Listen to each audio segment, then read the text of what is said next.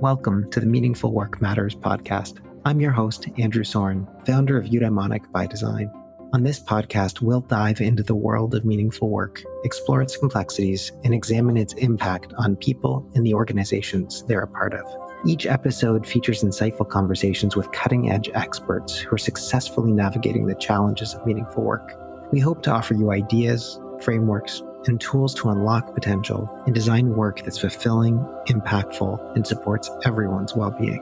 Subscribe or follow us now, and let's make meaningful work matter.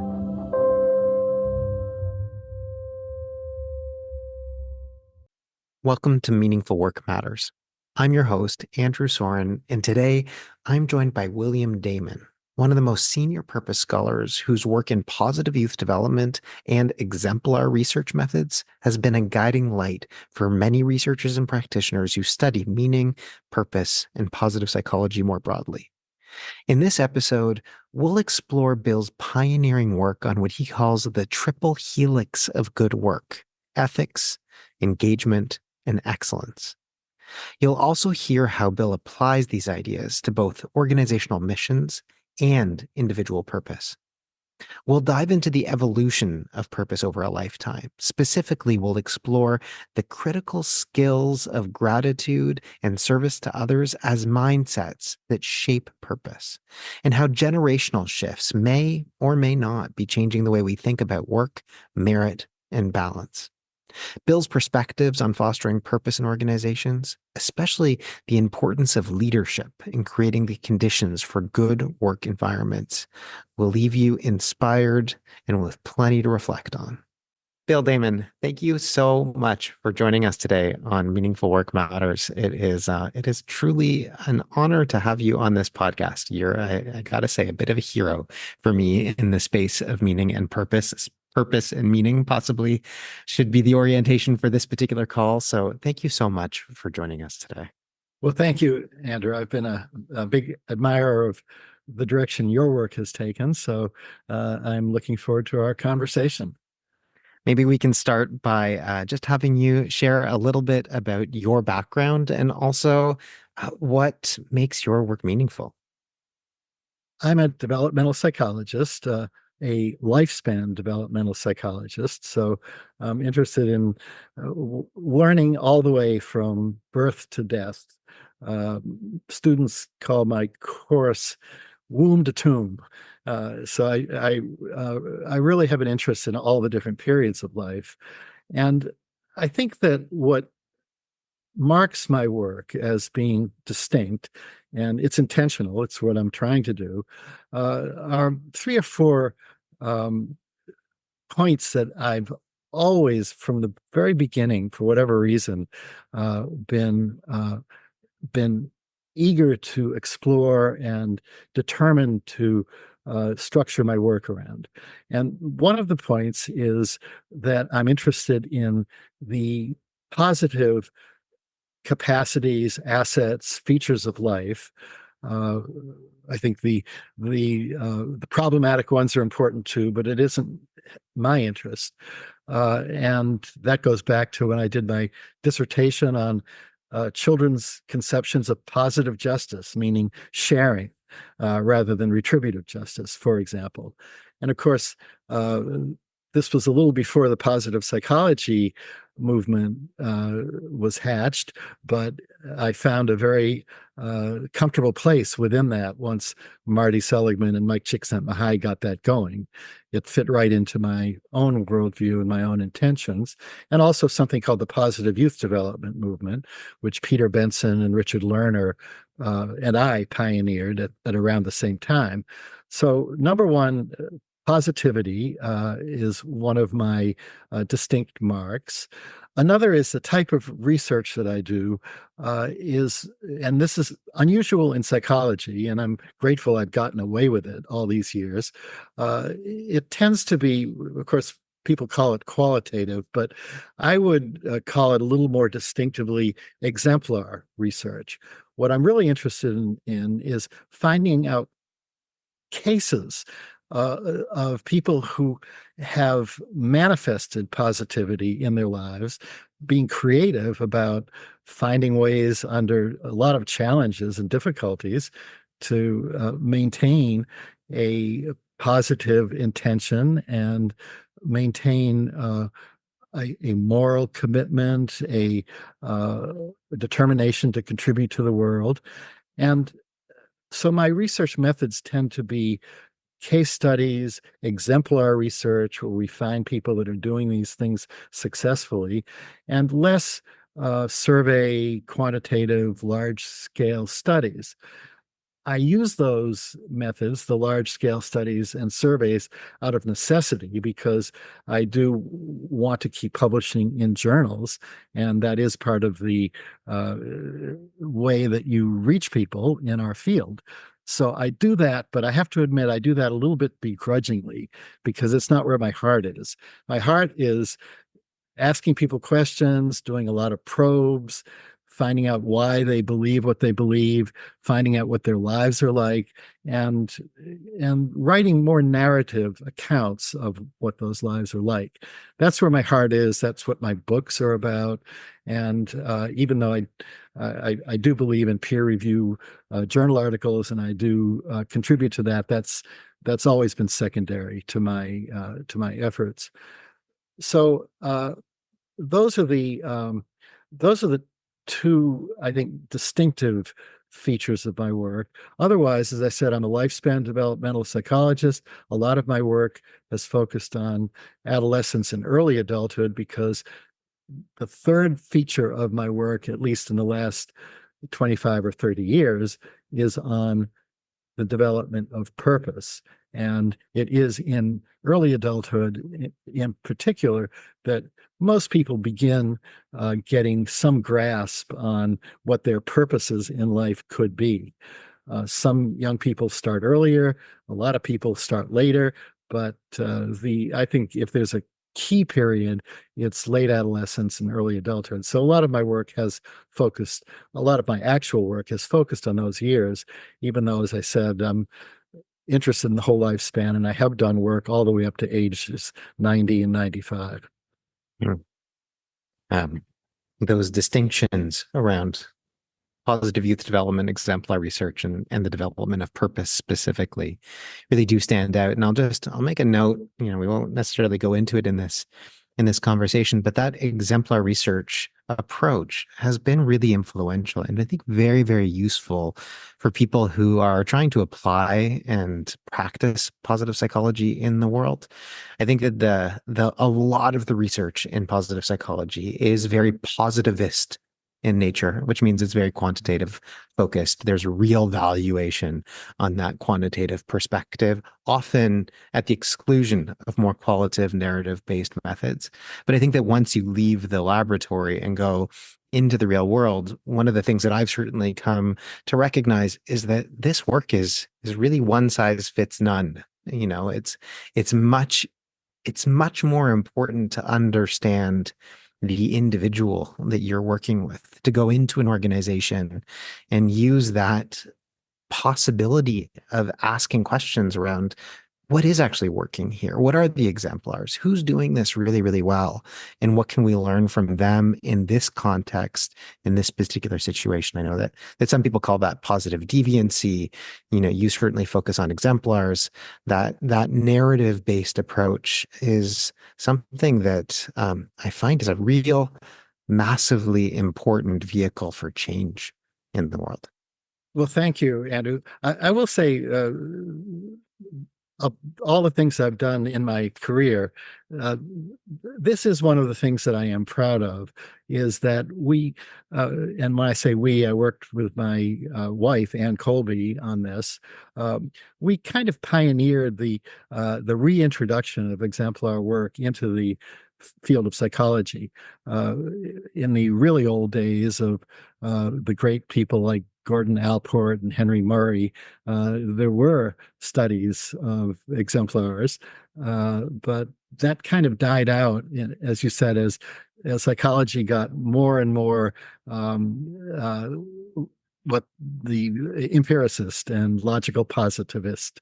And in fact, it got to be very hard to publish anything but quantitative research. And when Ann Colby and I wrote our book, Some Do Care, which was a study of 23 moral exemplars, living moral exemplars, we used a bunch of methods that a lot of people called, quote, unscientific, which is basically doing these in-depth case studies where you ask questions that vary from individual to individual. And we recognize that every individual is somewhat different.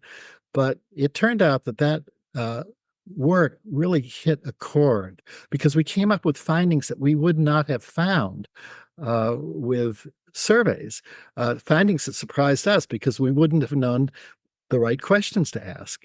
To give you one example, we went in with the question of how did all of these moral exemplars keep their courage going, stick their courage to the sticking point, and because they were doing very risky work in civil rights and peace movement and so on.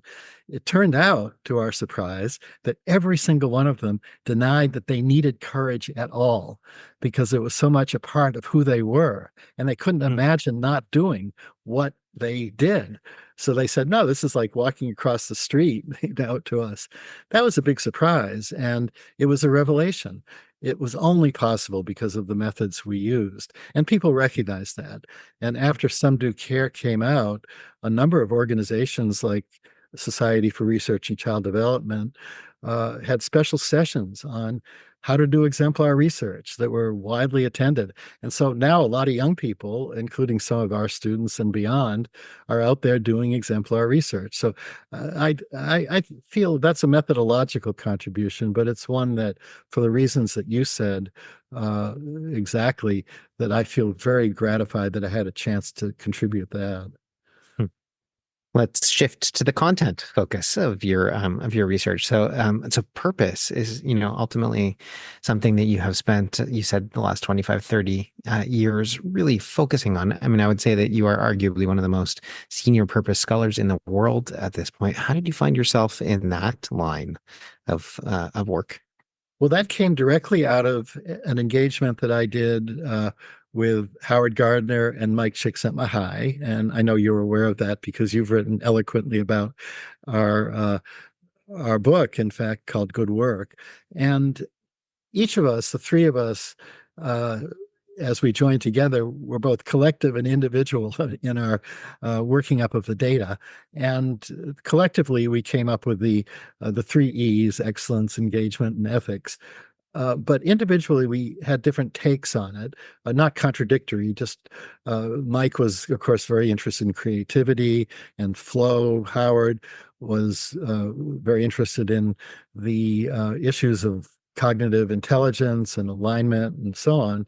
My own take that impressed me about what we found was that all of the, quote, good workers that we studied, and again, this was exemplar research where we nominated and chose good workers to study, all of them could wax eloquently about the public mission of their field. And when I say public mission, just to define that in a second, every worker and every organization has a mission, or more than one mission. It could be to keep the company going, keep it afloat financially. That's a mission, both for nonprofits and profits. But there's also a public mission. And the public mission is, what value does the organization contribute to the world beyond the organization? So if you're a shoe company, do you make shoes that people find comfortable? And or if you're a health organization, do you help people get healthy? All of the good workers could provide an eloquent answer as to why journalism is important if they're journalists, or why medicine is important and what it does and what it doesn't do, and the limits. And what struck me at the time was that mission is a collective organizational feature. It's something that every organization has, it must have, more than one mission, as I said. What is the psychological equivalent of that? What does that look like human mind from the point of view of the individual trying to figure out his or her life. And that's where I came up with the idea of purpose. And to me, it seemed that a individual's purpose is the parallel to organizational missions. And so the findings that we had in Good Work about how important missions are to organizations and how all of these workers had some sense, the good workers, of the public mission. So, what does that mean in terms of their lives? And of course, that goes beyond work because purpose includes not just work, but family. You have a family purpose if you have a family. If you have children, one of your purposes is going to be to raise your children. You have a civic purpose as a Mm. citizen, and many others, aesthetic purposes. If you're a person of faith, you have a faith purpose. So that's why I needed the concept of purpose, because it wasn't just a mission in a collective organizational sense. And I had some sense of why it was important coming out of the Good Work study. But my studies in psychology of individuals used the concept of purpose for that very reason. Hmm.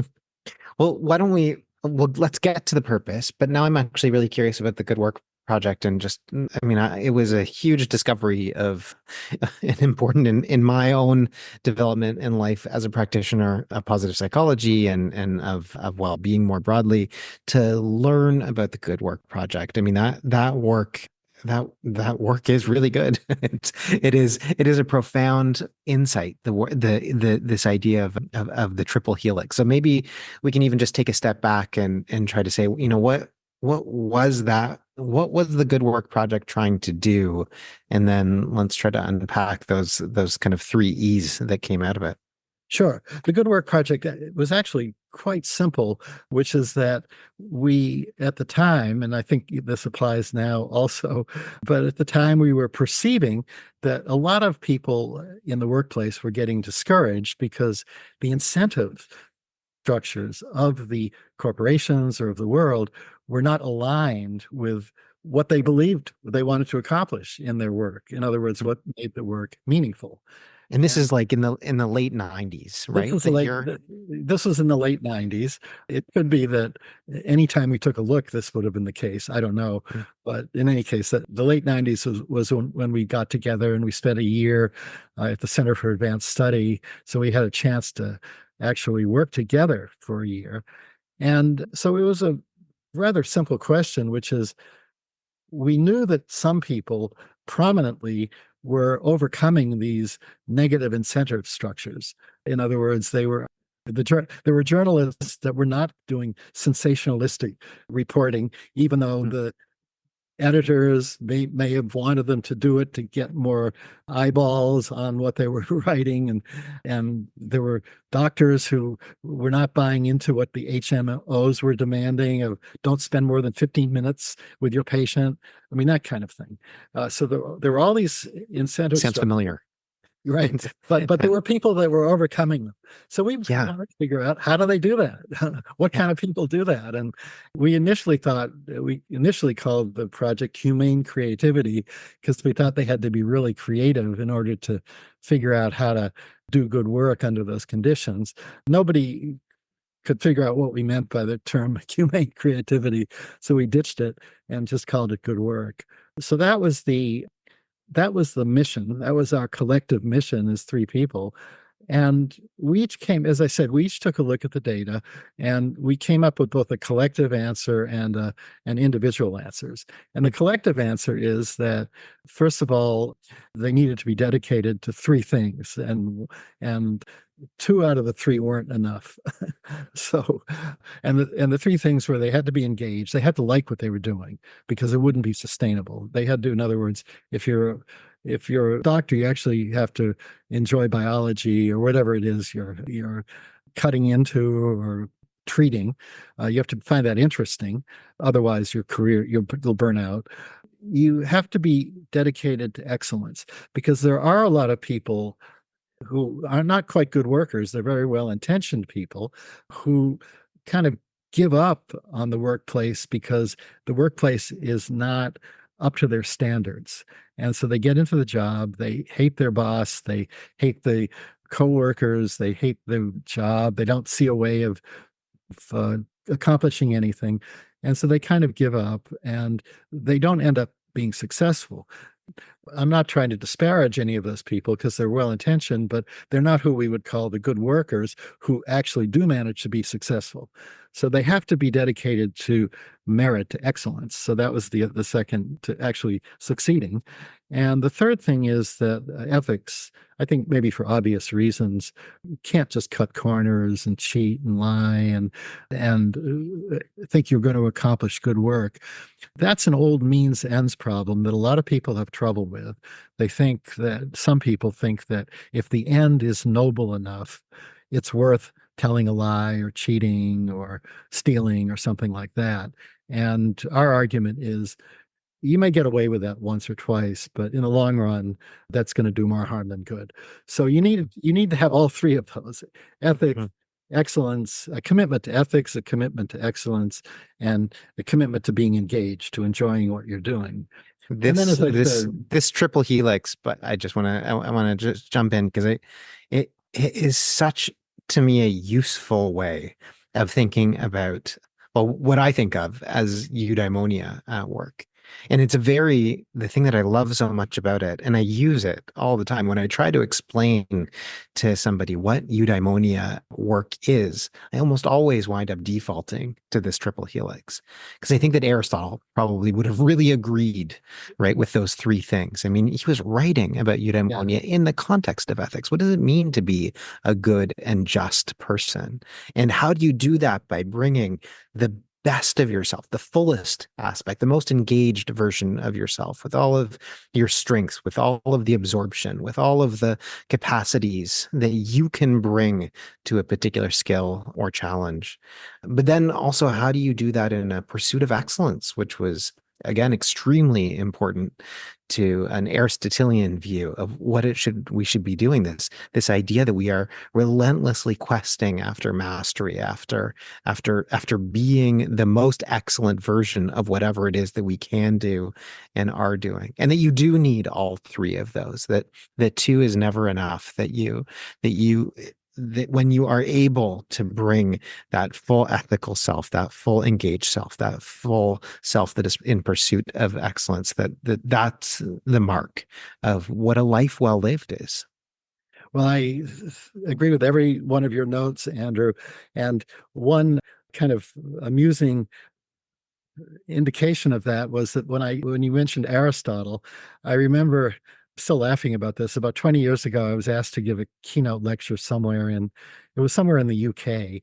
And I don't understand the exact ideology of this, but there was a little group of people in that lecture hall who didn't like what I was saying because of some issue about the excellence being not equal enough or something like that. And so one of them stood up and accused me quite self-righteously of being an Aristotelian.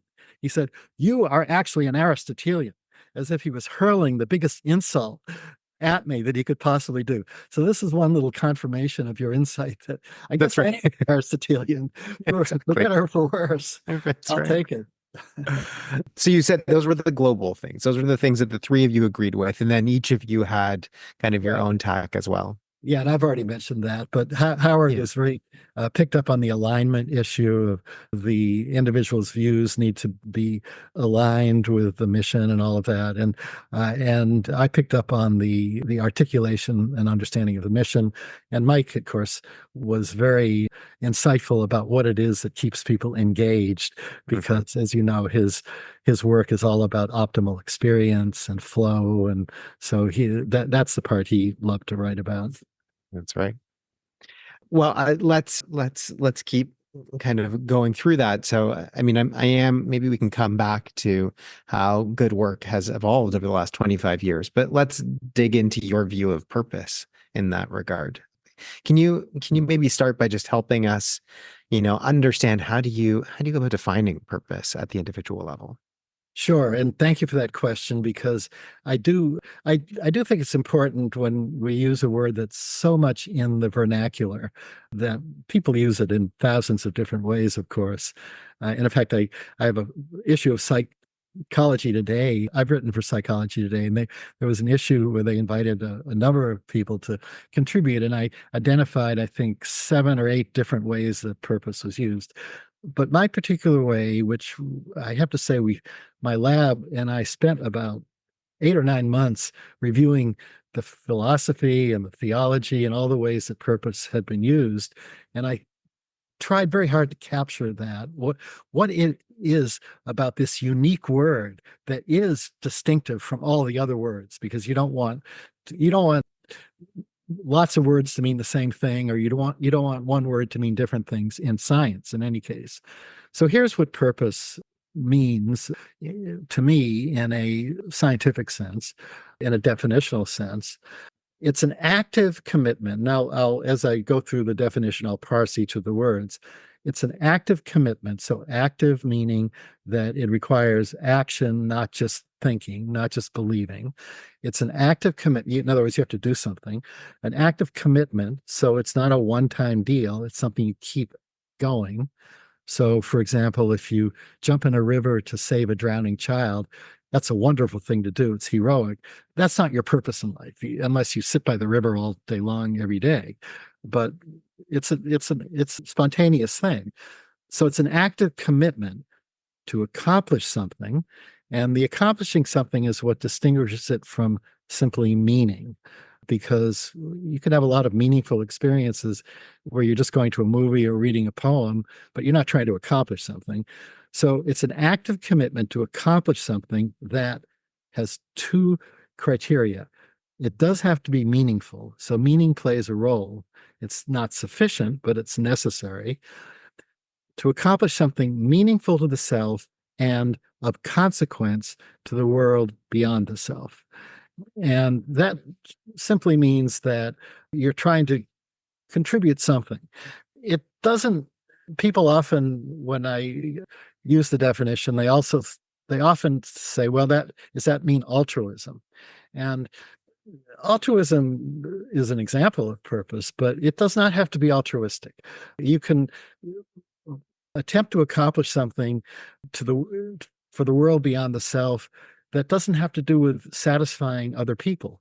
A lot of scientists and artists, one of our subjects was a jazz musician who was a young fellow at Juilliard. And when our research assistant said, well, the music you're playing sounds very weird. Do people enjoy it? And he said, I couldn't care less. I'm not trying to entertain people. I'm doing it for the music. That was beyond the self. So it was not altruistic. And of course, a lot of scientists that study black holes, and they can't tell you what human good it's going to accomplish, but they are doing work beyond the self. They're working for the science.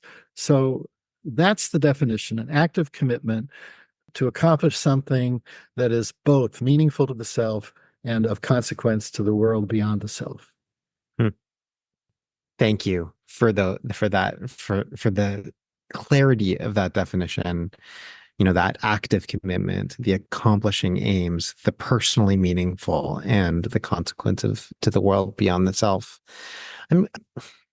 I'm curious then about that definition and going back to the ethics piece of the triple helix, or the moral exemplar work that really underpinned the work that you and Anne have done throughout your careers.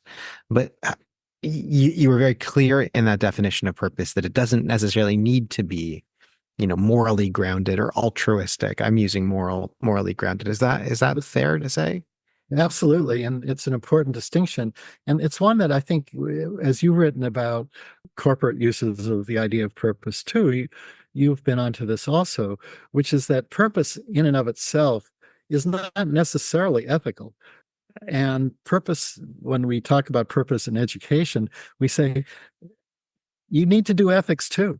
That's an additional thing you need to do, because this is what I said earlier about the means ends problem, is that there are people who have purposes that they're totally dedicated to that do not feel ethical constraints, unfortunately. And they can do a lot of damage in the world. They can use violent means, they can use dishonest means. And so purpose is, I wouldn't call it an amoral concept exactly, but it's a concept that does not have morality or ethics built into it. And it's a it's really a responsibility of educators and people that are trying to promote purpose among young people to also raise the imperative of doing this in an ethical way, of pursuing your purpose, not only towards noble ends, which is the purpose, but also with moral means. I mean, purpose is an ends issue. It's kind of an ultimate goal in a sense, and a telos. And Bob Emmons has written about this as an ultimate concern. All of that is right. But you can have ultimate goals and teloses and cut corners, ethical corners in trying to get there. And what we're saying is that if you really want to do good in the world, you will really try hard to stick with moral means as well as ends. Hmm.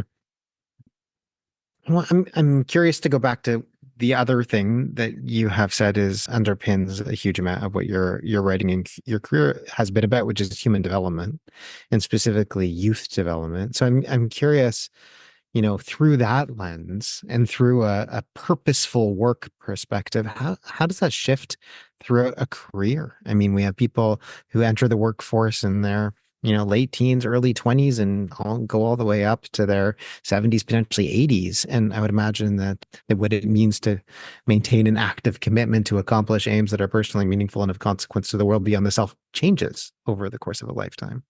It changes, and it also doesn't happen all at once. One of the points that I try to make, especially to parents and teachers and other people who are very impatient about, gee, my young person doesn't seem to have purpose, is that it takes a long time, and in some cases maybe it's like a St. Paul on the road to Damascus sudden thing, but for most people it's nothing like that. It's in fits and starts. When the young person hits the world of work, in fact, there's a lot of setbacks initially. Some cynicism often kicks in. And so it's a trial and error, gradual movement in the early years that can take a decade or more. And that's why a lot of the population really doesn't start moving towards being purposeful until late 20s, 30s, and so on. And once the purposeful capacity has been developed, in other words, once somebody knows how it is to be purposeful about some engagement, and of course, as I said, it's not just work, it could be family or other causes in life. Once somebody begins developing that, conditions can change and your career can come to an end. The company can go out of business, you can lose your capacity, you get older, it's time to retire, but there's still the need for purpose. And so there are encore purposes, as my friend Mark Friedman writes about. There are later purposes that then replace the earlier ones. And when people retire, often we've done a study of retirement of people in their 60s, 70s, 80s, and 90s. They may pick up on even one popular route, doing animal work, animal rescue, or taking care of dogs and cats, or grandchildren, or doing something for the community that maybe look quite different than the purpose that they had when working in the business world. Or they may use the business skills to in other contexts as advisors or consultants. But so purpose evolves. One purpose does not last a lifetime in most cases. It doesn't happen suddenly. There's a lot of failure in the early years where you come up short and you actually have a hard time being purposeful in your law career or in your education career. You may need to shift around and try something different. And that's usually what happens. So it develops in fits and starts gradually, and then continues to evolve in the face of a lot of life's challenges. a lot of failures, setbacks, changes in conditions that you can't control. And people just have to be creative about their lives and keep going and trying something until it works. Hmm. Based on that perspective, would you say that there are specific skills or mindsets that specifically, I guess, younger people, but I suppose people all throughout their career should really be focused on or thinking about Yeah, in terms of purpose cultivation? there are. And I wish, I'm going to preface this by saying I wish the adults in young people's lives would emphasize this more, because I think this is what young people need to hear. One, some of these may surprise you, but they come actually right from positive psychology. But the connection to purpose has not always been understood. One is gratitude, and I'll give you just one example of that. When a student goes to school, whether it's K-12 or university, that student is being given opportunities to learn about the world that are phenomenal. And one of the very noticeable gaps among students at all levels is that they don't seem to appreciate that, or maybe appreciate it until it's too late. Very often people do at the age of 40 and 50 or 60 look back and say, gee, I wish I had paid more attention to biology or Shakespeare when I was being taught. But at the time, they're feeling very put upon. Oh God, I have to go to school today, or what's this teacher trying to get me to do? Now, some of that may be the fault of the teacher because the teacher is not teaching the why question. Why are you learning chemistry anyway? But for whatever reason, it's the students that do feel grateful that, wow, I have a chance to learn something from these people that know all about the world. What a gift. So that kind of gratitude sets the stage for acquiring the skills that people are going to need to successfully pursue purposeful endeavors. So gratitude is one. And the second, I could give you a longer list, but I'm just naming a couple of the really important ones, is the sense of service, the sense that you are here, what in Latin is called non sibi. It's not all for self. It's not all about me. In fact, Rick Warren's very good book, theology book called The Purpose Driven Life, which came out before actually I started doing my more secular academic work on purpose. It starts with one of the great sentences of books of all time, I think. I think there are two great sentences in books. This is a little departure, but one is "Call me Ishmael," which I love, and the other is Rick Warren's sentence, which is "It's not about you." And that really is one of the great mindsets that young people can have. They could develop early by doing chores around the house. Sounds old-fashioned, but I always recommend that parents have their kids do chores because it gives them that sense. It's not about you, but the sense that I'm in it. Yes, my own self goals are important. I'm not saying Mhm. be a martyr at all. And in fact, one of our research findings is that later in life, people that are high on purpose are also very high on pursuing self goals too. So it's not an either or, but there certainly is a necessity to think about other people, think about the world beyond the self, to be non-sibby in your orientation. And so that would be the second thing. It would be the gratitude and service, the sense of service would be the two. It's not about you. Those are the two mindsets that I would say are the most important things. Mhm.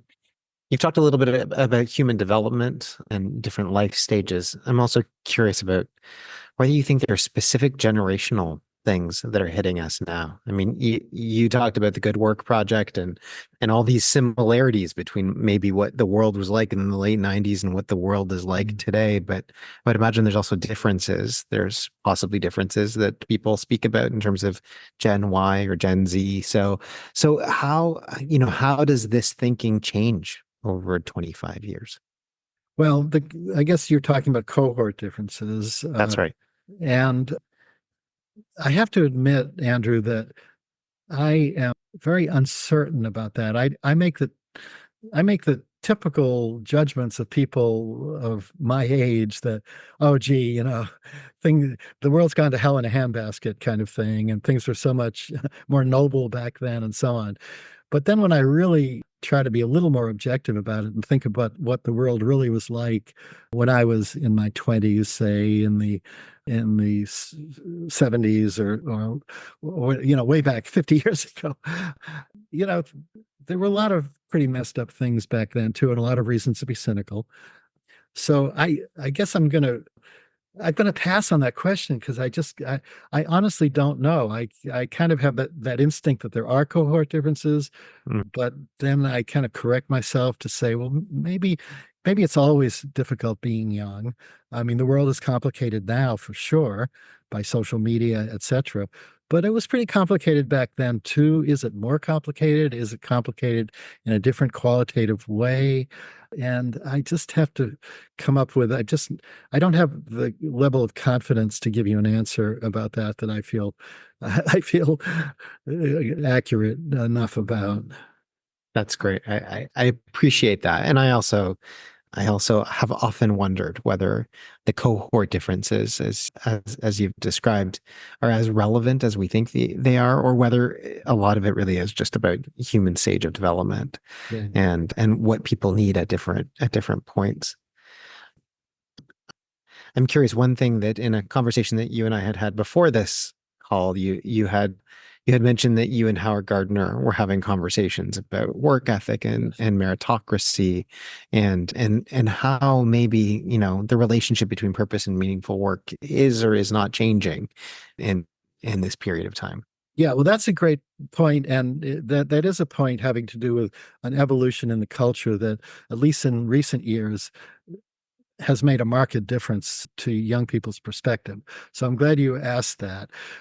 In recent years, there has been a questioning of concepts like meritocracy, and the work ethic itself. And some of this is lifestyle. You need more balance. You can't be too dedicated to work. You need to think about your family, your friends, your pleasures in life. And that's easy to encounter among young people today. A lot of them talk about balance commonly. And that is a change, that it's frowned upon to be so dedicated to your work that you want to be number one in whatever rather than being more balanced. And the other critique of merit and meritocracy is ideological in that it supposedly contributes to inequality. Well, not just supposedly, I suppose it does. If somebody really does excel and becomes, if somebody becomes the number one basketball player in the world, that person's going to make a lot of money for sure. That's one of the driving meritocracy. That's one instance of the driving power of merit. So merit work ethic has come under questioning, has come in question in very recent years. And the the notion of good work, of course, as we talked about before, is that it does include a drive to excellence, which means hard work, which means you have to really focus and be persistent and diligent and stick with it and spend long hours sometimes at it. So I think that it's correct that this is a secular cultural change that is making a difference. I am a critic in general of some of the questioning. I, of course, do believe in so-called balance in life because of what I said earlier. Purpose is not just related to work, it's also related to family life and friends and faith and civics and lots of other arenas in life that it's important to have purposes in. So I'm never in favor of just a singular focus on work as the source of purpose. So I'm sympathetic to that issue, but not so sympathetic to the idea that therefore you shouldn't be working hard and really going for it in as strong a way as you can. I don't think that that's a necessary correlate to the idea that you have other arenas of purpose. And the ideological issue of equality, I think, comes from a misunderstanding of what the idea of equality is. Equality doesn't mean equal outcomes for everybody. Equality means, first of all, justice. And part of justice is compensating people for the effort that they make so that's as children develop, they learn that it's 6-year-olds and younger that say everybody should get the same amount. When kids get a bit older, they begin understanding equity in the sense that, well, if I go to a lot of trouble to do this, or I sacrifice to do this, I should get some compensation for that.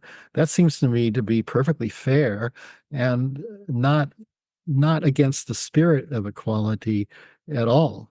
So I think that the idea that somehow merit is in itself a a unfair concept is just wrong. And the work ethic, I think, as a social convention, does society a lot of good.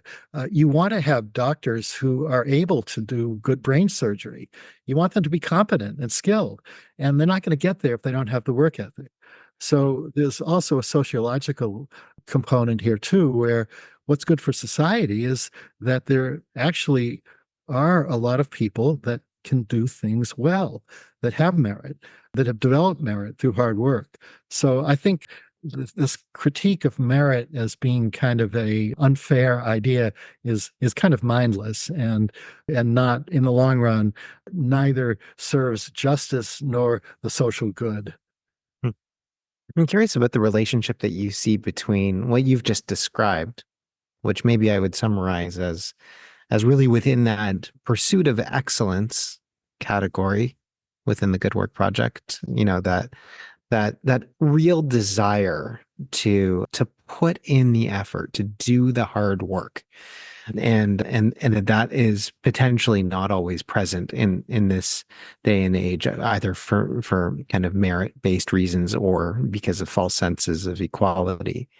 How does that relate to, what feels like an increasing sense of disengagement in the world of work, or burnout, especially for those who do deeply purposeful work? I mean, a lot of the research that I've been able to really explore around some of the dark sides of meaningful work show that there's often a really high correlation between the amount of meaning and purpose that you find in your work and the amount of burnout that exists within those populations. And so I'm Yeah. curious how you see those things relating. Yeah, well, I think you've picked up on that in a very insightful way, because what you've done is paid attention to the culture of corporations and what the match or mismatch between what the corporations are professing and what they actually are intending to accomplish with their workforce. And I'm not going to say anything in a blanket sense about all corporations because there are so many different ones. And I've done some work also in the business world. And again, it was exemplary work. And we've seen some splendid examples of corporations that have integrity through and through. And the CEOs or owners are always questioning, and they're very humble about listening, making sure they're doing things right. But there are corporations, and you've picked up on this, that are using the rhetoric of purpose as a way to get more work out of their employees in an exploitative way. They're not necessarily actually dedicated to doing what would be good work in an ethical sense to the community, which is creating the best products, creating the best services, making them affordable, serving the public interest. And on the workforce level, I mean, I think corporations, to generalize, there are two legitimate sources of purpose for a corporation or a nonprofit, for an organization. Nonprofits, it's the same deal, which is one purpose is that you want the organization to stay afloat and even grow in the corporate world. That's part of the purpose. It's legitimate. Of course, if it goes out of business, there's no work to be done. There's nothing to contribute. So one purpose is corporate centered or organizational centered, and you want the people who work for the corporation to be on board with that purpose. You want them to contribute to the financial stability of that organization. That's one purpose. And then there's a second purpose, which is a beyond the corporation purpose that's public, and that has to do with the value added, what they do for the world. If it's a hospital, do they actually cure people? If it's a company that produces clothing, are the clothes of good quality? Do they look good? Do they feel comfortable, etc.? You can go down the range of all the different organizations and what they do, but are they doing a good job with it? And the heads of the corporations, of course, are trying to get the workers on board with both of those purposes. And in order to keep the company afloat, they need to have a good work atmosphere. So the worker has to contribute to the atmosphere of the company. In order to do the public mission, they have to do a good job in terms of producing whatever it is they produce. And I think if the CEO or the president or whoever the leadership of the company or organization is really dedicated in a sincere way to both of those purposes, in the long term, they want the company to be built to last, as one of the great studies called it, and they want the company to do good work, that they will be they will pay a lot of attention to being sincere about about about trying to encourage their workers to be purposeful in that way. If they're not sincere about it, and they're just trying to squeeze more work out of people so that they can bring home their own personal rewards that goes even beyond the company's bottom line, but their own benefits, salaries, and so on. And I hate to say it, but there are CEOs that do just that. And there are people in the nonprofit world that do that too, that are really concerned about their own promotion, reputation, benefits. If that's what their motives are, which are self-serving and by definition non-purposeful, because they're not beyond the self, according to the definition I gave, then those people are going to end up with a dysfunctional organization and not do anybody any good, including their workers, their customers. Maybe they'll do temporarily some good for themselves and that they'll bring home some more money or fame or fortune. But my theory on that is that in the long run, is that really the kind of reward that you want in this life? So even them, I would question that. But that gets us into a bit metaphysical about the rewards to their souls and that kind of thing. So I can't speak to that. But I will say that if the leadership are really dedicated to the two legitimate purposes of a company and foster that recognition among the workers in the company, that is a recipe for doing good work. Hmm. Do you see that changing in any way? I mean, as you look forward in kind of the future of work, with things like automation and artificial intelligence and machine learning and remote work, and do you see good work changing? I think human nature is not changing. I, I, I've seen lots of predictions of change across the generations of every time there's a new technology. Oh, it's going to change human nature. And AI is still new, but it's hard for me to believe that it's still going to change the fundamental principles of human development, which is to say it simply in a sentence, we start off with a number of pro-social dispositions like empathy and so on that we're born with. They can be fostered, they can be grown, they can be smothered, they can be discouraged, and that has to do with child raising and education and incentives. And all of those things are not going to change. So what changes is the conditions under which people grow and hopefully flourish. And it's always a challenge for every generation growing up. Maybe this is the God's bargain for us, is that we will all face that challenge of having to figure that out for ourselves in the world that we're given, and for our children to try to help them, although in a lot of ways they also are going to have the opportunity and the challenge to figure a lot of it out for themselves long after we're not around.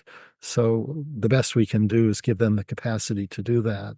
So I don't think the fundamentals are changing, but the conditions are. But what else is new? The conditions are always changing. They've been changing throughout human history. Hmm.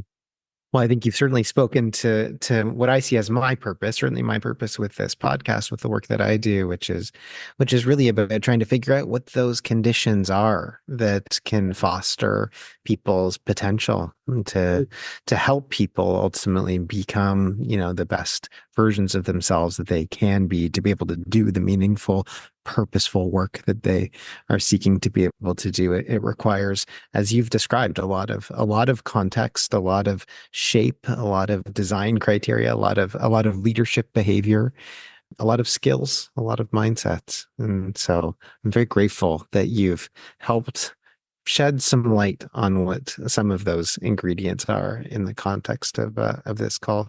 Is there anything else that you think I should have asked you about meaningful work before we wrap up?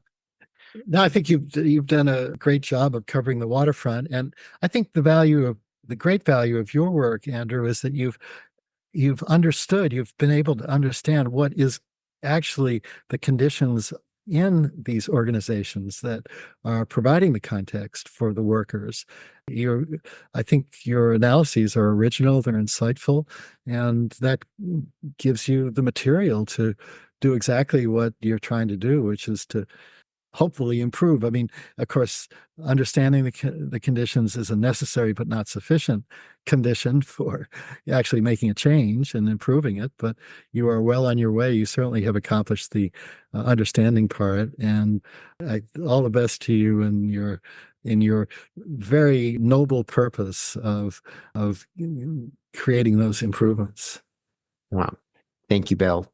Coming from you, that means an enormous amount. I will express my gratitude, and thank you so much for joining us today. Thanks, Andrew.